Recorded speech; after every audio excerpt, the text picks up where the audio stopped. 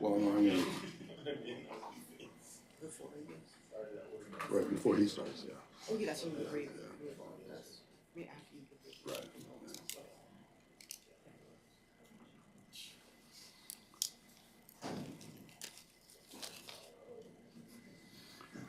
Bye.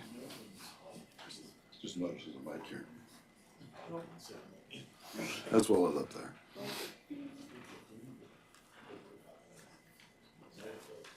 That would be one of those things, if we were to do any actual media upgrades, we can set up a press box that they could plug in. And plug your stuff in? Right, where they can plug in, you know, and have it in the back.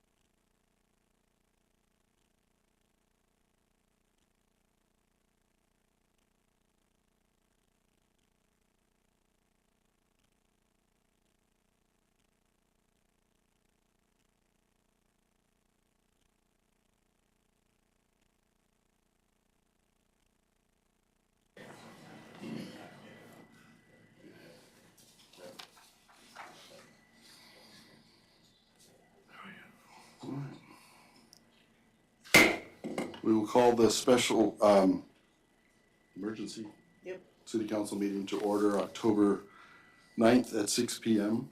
Madam Clerk, could you call the roll, please? Councilmember Alcantara. Here. Councilmember Hudson. Here. Mayor Carrington. Here. Councilmember Tudor.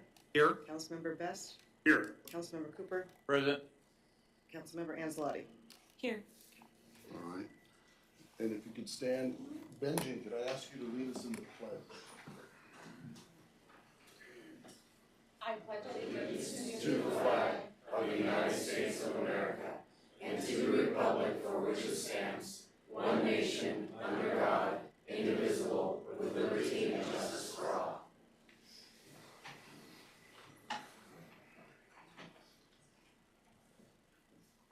Next is the approval of the agenda. Move to approve. Second. All right.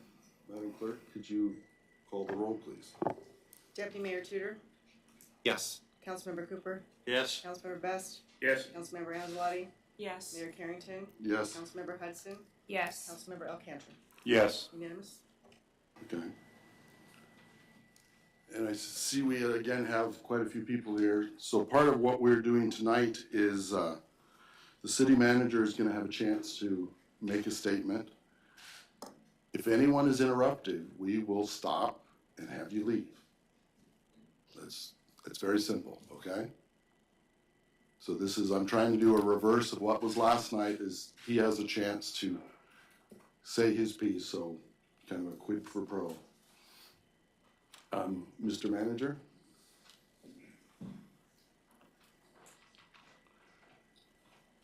You may have to turn that mic on.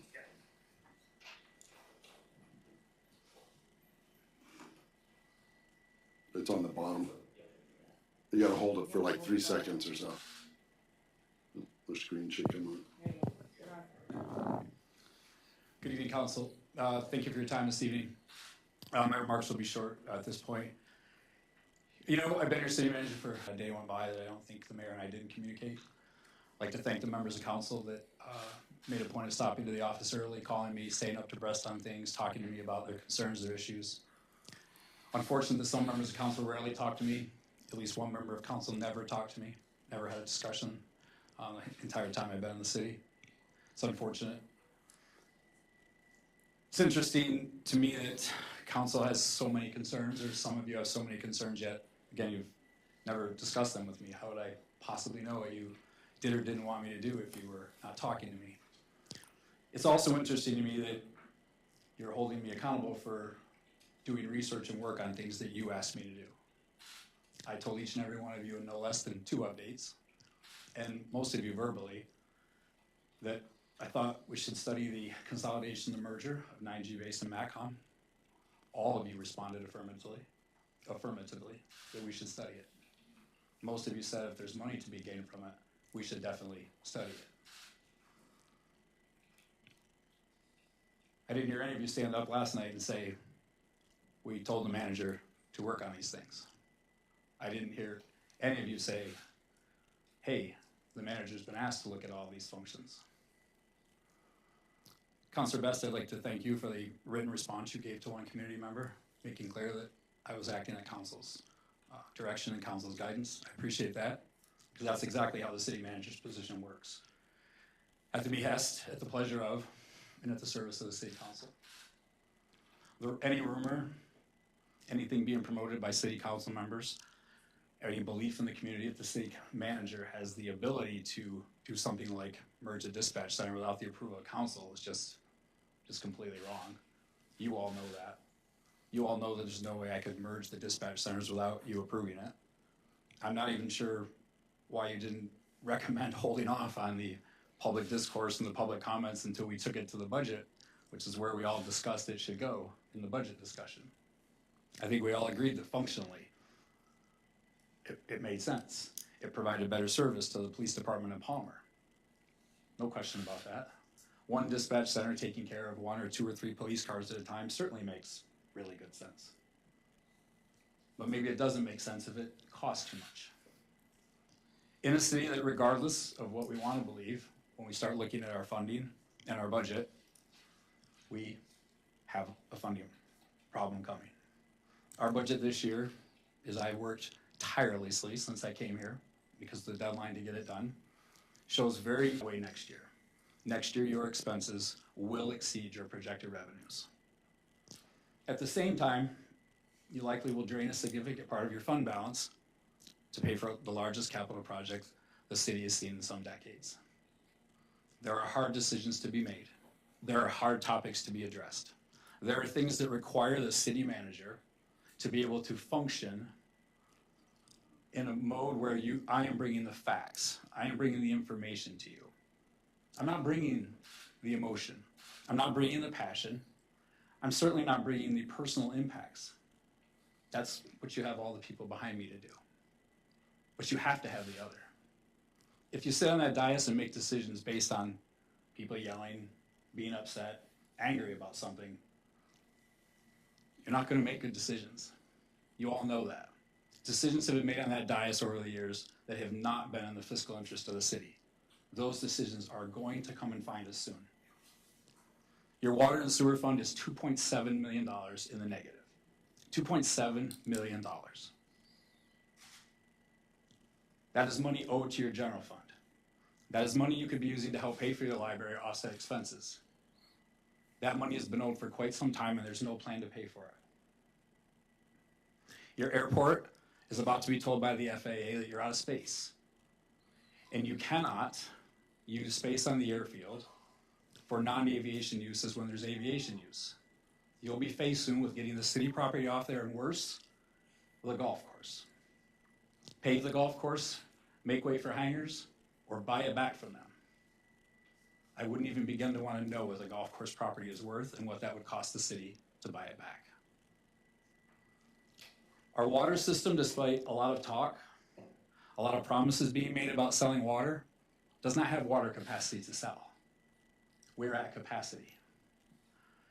Yet we continue to make decisions that are not in our best interests, such as allowing new subdivisions in the city to be built without hooking to our water system.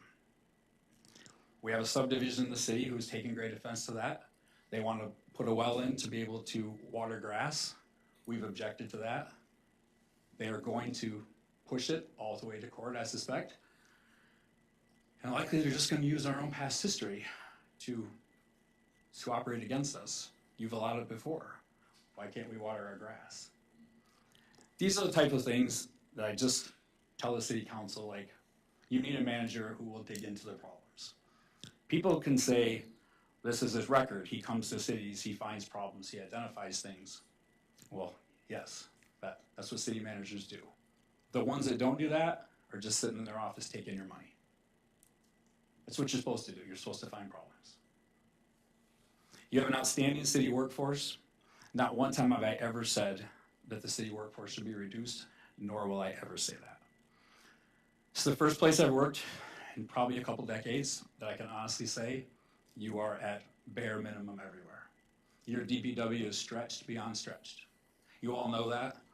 They get their heads handed to them every year at snow season, trying to keep up with it. They're also the same people mostly doing the water and sewer. The police department is stretched and only will grow.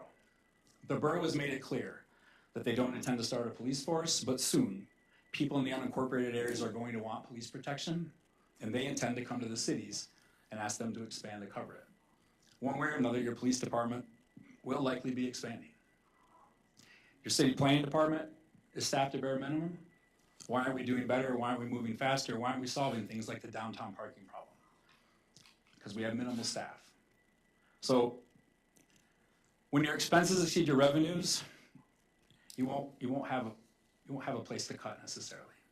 To cut in this city will mean closing a department. You don't have huge departments. There won't be anything to cut. So then you'll be faced with, how do you generate more revenue? Another giant problem in a city that hasn't raised tax rates in decades. I present all these to you because these are the things I've been working on. For 53 days, I've immersed myself in every topic in the city. I've made no decisions. I have all this prepared for the budget. I have all these things prepared to ask you, what are the priorities? What are the things in 2025 that you want your new city manager to address? Just as I told all of you I would do. I would come here, I would take stock of things for 3 or 4 months, and by the time we presented the budget, I'd be ready to hand you a list of priorities and ask you, which ones do you want me to work on? Which ones are your priority? That's been a plan, you've all known that. I don't understand why we're potentially aborting that plan now. Seemed like a good one to me.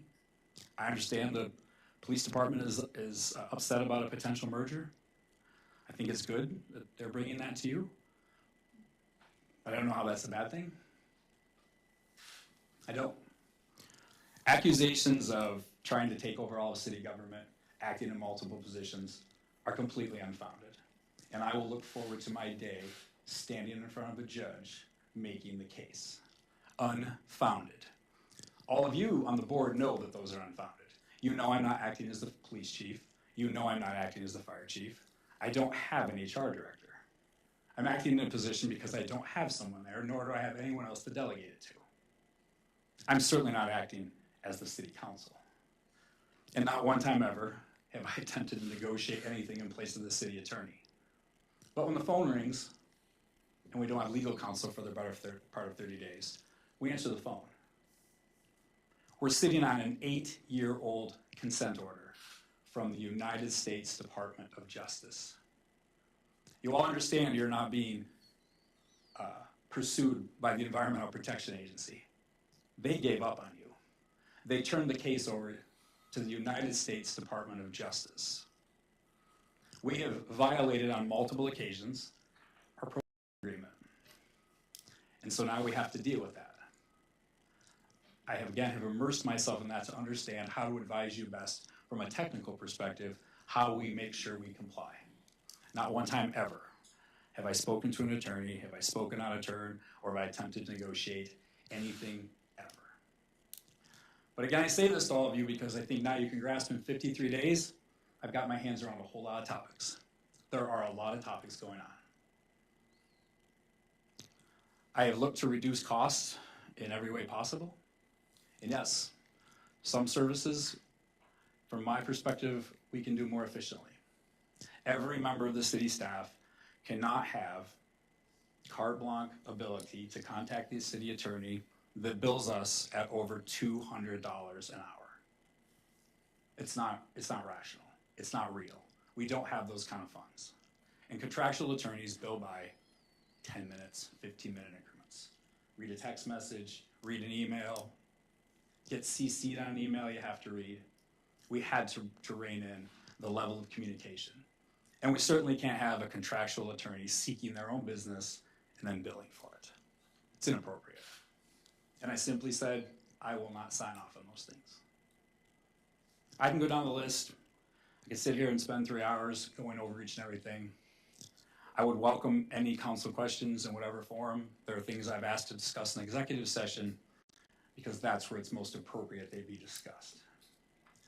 That's for topics that professionals discuss amongst each other. Not grandstanding, not reading lists, especially when you're asked not to do so by the chief executive officer of the city. I look forward to your questions in executive session. I look forward to our comment. If there's anything council would like to address now, I'm certainly happy to do it. I just want you all to know I moved to your city fully committed to do the job.